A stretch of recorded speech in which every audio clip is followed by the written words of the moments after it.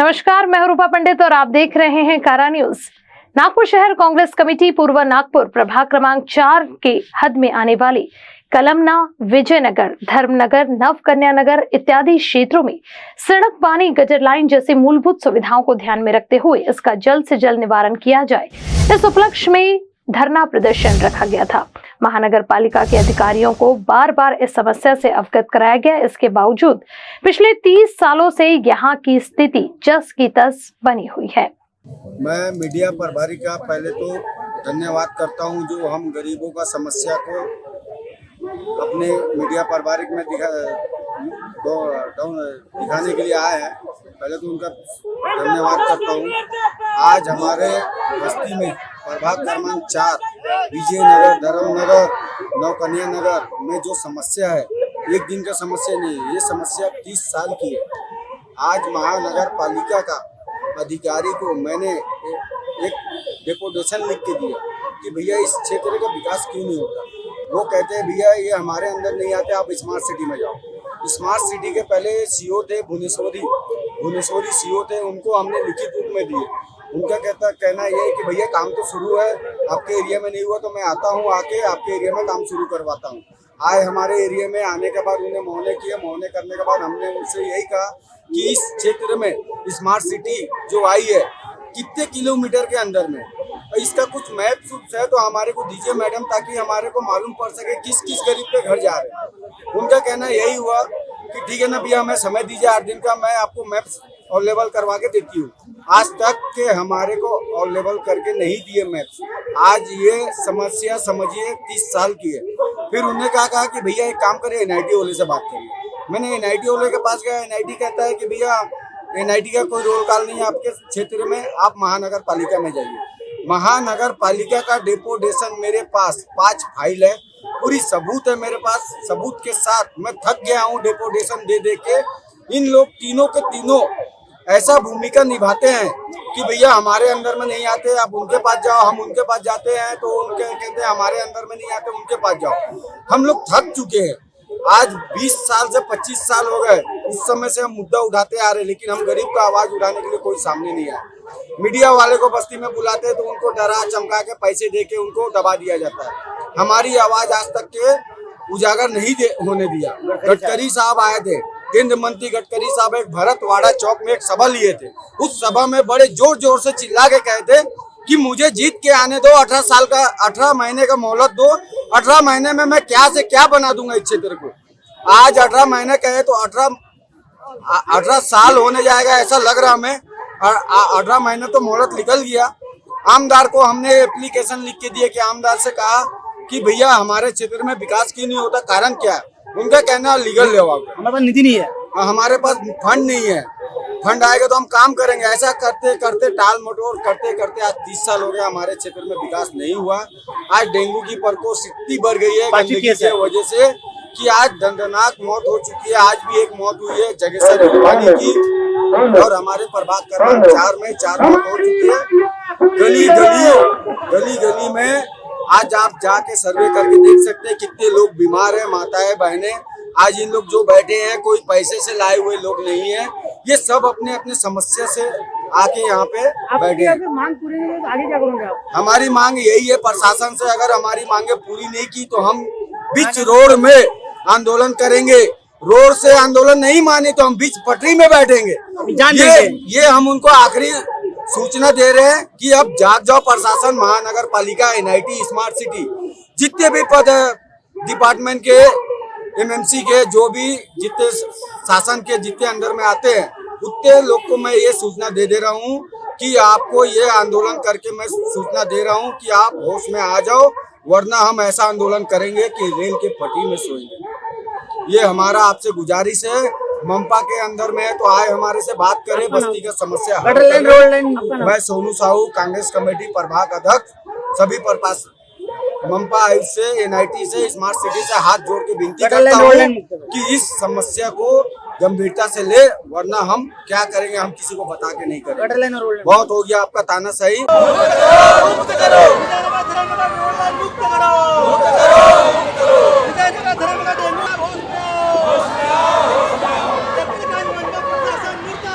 मुर्दाबाद।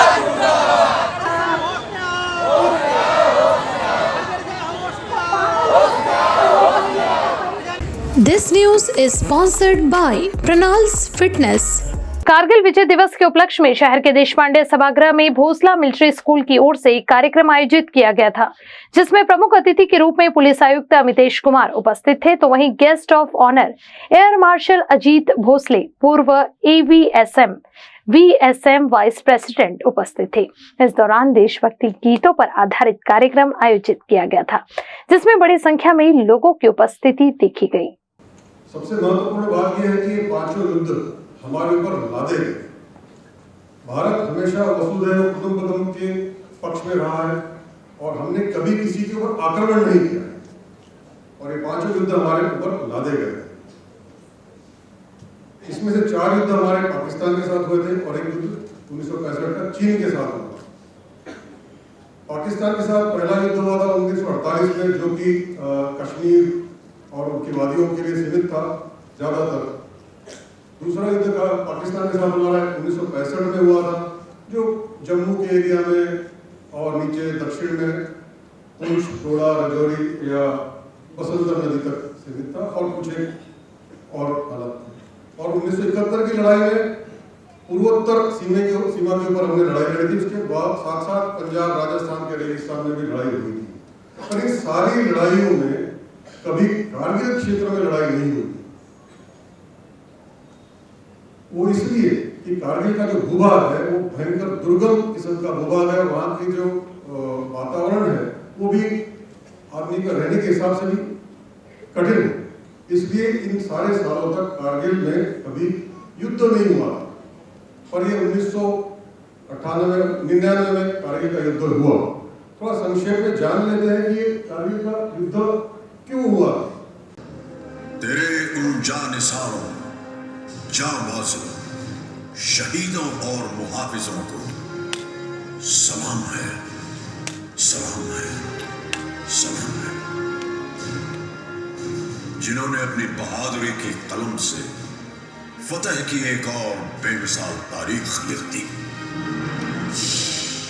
गवाह है आज भी कारगिल की वो बुलंद चोटियां, जिनको तुमने अपने लहू से सींच कर तिरंगे की आन, पान और शान को रोशन कर दिया।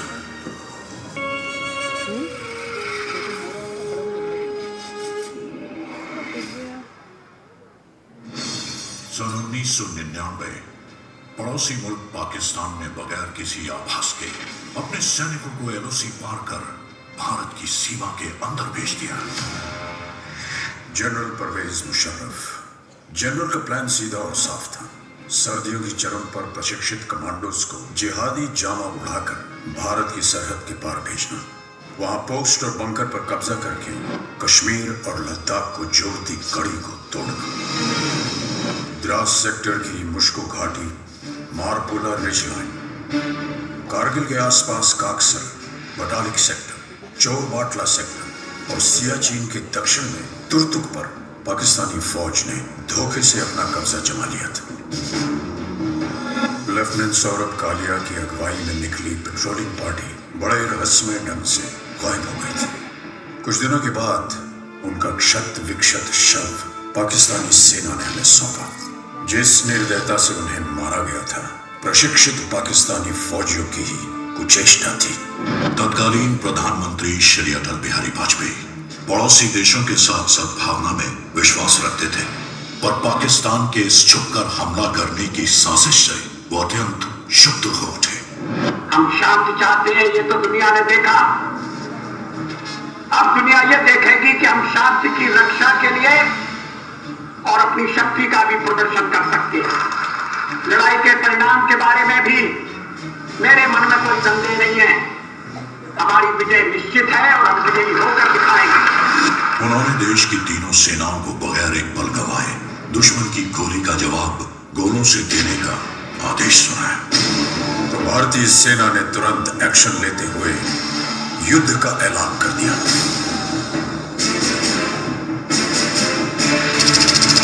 Chief of army staff general VP Malik के नेतृत्व में लड़ी गई कारगिल की जंग अपने आप में सैनिक रणनीति और साहस का एक उदाहरण है।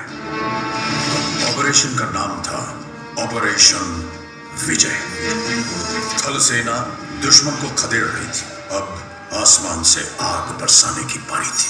वर्तमान वायुसेना प्रमुख wing commander BS Dhanoa Kargil युद्ध के दौरान फाइटर स्क्वाड्रन के कमांडिंग ऑफिसर थे।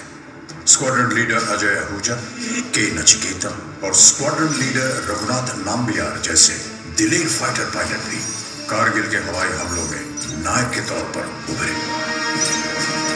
Vijay Diwas, and I must tell you, it is indeed a very, very proud privilege to be a part of this celebrations on the 24th anniversary of this Kargil Vijay Diwas.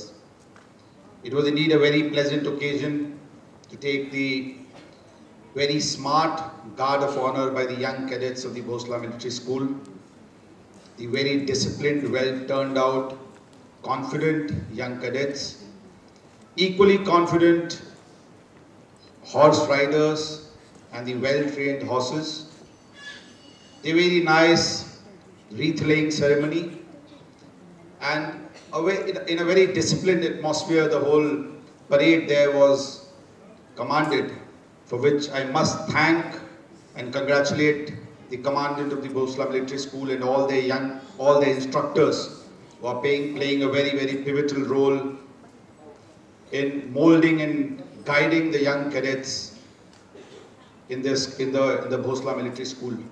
बीती रात मोतीबाग पहलवान बाबा दरगाह परिसर के पास एक विधि संघर्ष बालक अपनी मां के साथ जाते हुए दिखाई दिया। संदेह होने पर पुलिस ने जब उसे पूछा तो उसकी मां ने बताया कि मेरे बेटे ने शेखर नाम के एक व्यक्ति को तलवार से हमला कर उसे मौत के घाट उतार दिया। मृतक कचरा चुनने वाला बताया जा रहा है। पुराने विवाद के चलते इस हमले के होने की जानकारी मिली है। फिलहाल इस मामले में आगे की जांच जरीपटका पुलिस कर रही है। या संदर्भात आपल्याकडे एक गुन्हा दाखल झालेला आहे 6/15/23 कलम 302 प्रमाणे। काल रात्री अंदाजे सुमारे 2:30च्या दरम्यान आपले CR मोबाईल पोस्ट हुडकेश्वरून परत येत होती।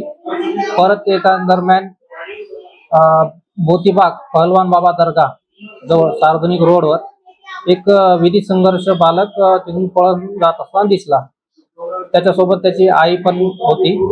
त्यांना ते CR मोबाईलचे आमचे अंमलदार प्रकाश पत्मारे यांनी थांबवलं आणि त्यांना विचारणा केली। त्यावेळेस त्यांनी त्याच्या आईनं सांगितले की एक शेखर नावाचा इसम आहे, त्याला तो कसरत तुंदार आहे, त्यांना माझ्या मुलानं तो विधी संघर्ष बालक आहे, त्यांनी त्याला तलवारीनं मारलेला आहे, तो मृत्यू पावलेला आहे अशी माहिती भेटल्यावर आपण पोलीस स्टेशनला सरकारतर्फे फिर्याद देऊन गुन्हा दाखल करण्यात आलेला आहे। पुढील कारवाई चालू आहे। याच्यामध्ये तर प्राथमिक असं आहे की जो मृतक आहे तो कचरा तुंबणारा होता।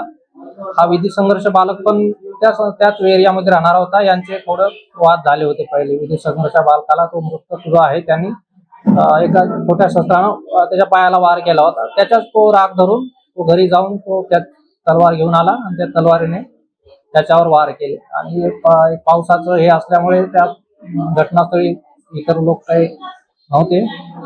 तेवढंच आणखी पुढील तपास चालू आहे। हा विधी संघर्ष बालकाला त्याच्या आईने आमच्या ताब्यात आणून दिलेला आहे। पुढील कारवाई चालू आहे।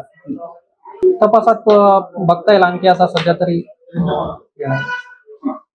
यदि आप गर्मा गर्म स्वादिष्ट पकोड़ा खाना चाहते हो तो रेशमबाग स्थित श्री मूंग पकोड़ा सेंटर में जाकर गर्मा गर्म पकोड़ों का आनंद लीजिए। हमारे यहाँ सभी प्रकार के ऑर्डर लिए जाते हैं। संपर्क करें पप्पू शाहू 9822568774। हमारा पता श्री मूंग पकोड़ा सेंटर, रेशमबाग चौक, नागपुर।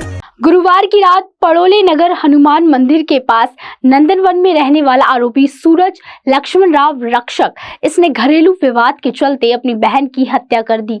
मृतक की पहचान मोना लक्ष्मण रक्षक के रूप में की गई है, जो कि मानसिक रूप से बीमार बताई जा रही है। फिलहाल इस मामले में पुलिस ने 302 के तहत मामला दर्ज कर आरोपी को गिरफ्तार कर जाँच शुरू कर दी है। मैं संजय लक्ष्मण रक्षक यहाँ का रहवासी आदमी हूँ। मेरा यहाँ का आधार कार्ड है, पैन कार्ड है, सभी है। और इसके अलावा मेरी बहन दूसरी माँ की लड़की है, तो भी मैं अपने बहन को छोटे से लेके बड़ा किया। और मैं जुझा भाव करता नहीं, मैं हूँ धंधे वाला आदमी। वो उसका भाई था, दूसरी माँ का लड़का, उसकी ताकत नहीं हुई थी कि बाल बच्चे अपना बहन को पालने की और दवा लगाने की, करके उसने त्रास के कारण उसने मारा। ये पता नहीं मेरे को, तो नहीं मेरे को कम से कम मेरे मोबाइल में फ़ोन आया 9:25 को, मोना गई करके।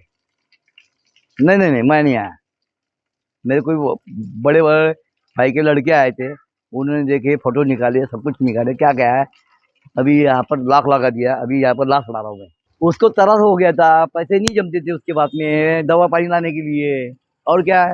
उसका नाम है मोना लक्ष्मण रक्षक। वो यहाँ से यरुंडर जड़गांव जिला यहाँ पर मैंने दिया था, वहाँ पर माँ बाप के सामने मैंने कबूल नहीं किया था, उन लोगों ने ज़बरदस्ती शादी की है। इसके ऊपर मैं कुछ नहीं बोल सकता। उसके वो 3 बच्ची की माँ हो गई थी। तीसरा जो लड़का था उसके सर में, उन्हें डिलीवरी के अंदर उसके सर में वो हवा घुस गई, तो उस कारण वो मेंटेनेंस हो गई। काफ़ी प्रयत्न किया मैंने, मेरे से जमा नहीं, तो मैंने बोला अब बेटा क्या मैं करूँ, माँ गई बाप गया, मैं क्या करूँ। हमको कॉल आया था बीट मार्शल को कि कुछ पडोड़े नगर का, तो हमारा बीट मार्शल उस जगह पर पहुंचा। तो बीट मार्शल ने देखा कि एक औरत बेड पर निश्चित पड़ी हुई थी, तो उसने तुरंत हमको फ़ोन द्वारा माहिती दिया। तो घटना का गंभीर लक्षण ध्यान में लेते हुए तुरंत डीओ और हमारा स्टाफ और वहाँ पर भेजा गया। तो भेजने के बाद में ये कंफर्म हो गया था कि वो जो औरत डेड हुई थी। तो तुरंत मैं खुद भी उस स्पॉट पे गया और हमारे स्टाफ को जो भी जानकारी मिली थी कि क्या वाक़या हुआ था, तो वो महिला के बारे में जब जानकारी लिया तो वो एक मनोरुग्ण थी और साथ में उसका एक्सीडेंट हुआ था कुछ साल पहले। उसके दोनों पैर फ्रैक्चर थे और वो बेड रिडन थी, मतलब बेड पर ही उसका खाना और बाकी प्रातः विधि वगैरह सब बेड पर हो रहा था। और वो अपने एक भाई के साथ वहाँ पर रहती थी उस झोपड़े में, और वो भाई उसका सब कुछ करता था, रोज का खाना, उसको पानी वगैरह पिलाना वगैरह, और वो भी लेबर टाइप का आदमी था। तो उसने उसको उस भाई ने ही उसकी मारपीट के हत्या की है, ऐसी हमको प्राइमरी इंफॉर्मेशन मिली। तो तुरंत जैसे हमको वो बात जानकारी मिलने के बाद हमने उस आरोपी को ढूंढना चालू किया। तकरीबन 15 से 20 मिनट में उसका हमने ठिकाना ढूंढ लिया और उसको ताबड़तोड़ अटक करके पुलिस स्टेशन में जमा कर दिया। बाकी उसका और इन्वेस्टिगेशन करते हुए उसके रिलेटिव वगैरह जो आसपास के थे उनको जानकारी दी। उस मनोरुग्ण महिला की उम्र तकरीबन 38 से 40 के दरमियान की है और उसकी शादी हुई थी, और उसका जो हस्बैंड है वो सालों पहले 2-4 साल पहले ही उसको छोड़ के गया था। ये उसका मायका है और उसका हस्बैंड जो है वो जलगांव का रहने वाला है, एरंडोल जलगांव। उस आदमी को भी हमने इन्फॉर्मेशन दे दी कि ऐसा ऐसा यहाँ पर वाक़या हुआ है, और बॉडी अभी पीएम के लिए भेजी और आरोपी अरेस्ट करके हमने हमारा आगे का तपास शुरू किया। ये आरोपी का नाम है सूरज उर्फ बाल्या लक्ष्मण रक्षक। ये 2005 में मर्डर का आरोपी है और 2006 में कुछ 6 या 8 में 324 का एक गुना दाखिल है। बाद में इसके ऊपर कोई बड़ी कार्रवाई नहीं है या किसी गुने में नहीं था। ये अभी लेबर टाइप की ज़िंदगी जी रहा था और फिलहाल में किसी क्राइम में ये इसका इन्वॉल्वमेंट नहीं था, और बाकी आसपास के लोगों की जानकारी से ये अपनी बहन की देखभाल अकेला कर रहा था, इसको कोई मदद नहीं कर रहा था। ये हो सकता है ये बहुत ज़्यादा इरिटेट हो गया और उसको कुछ सूझा नहीं और उस गुस्से के इसमें इसने ये काम कर दिया।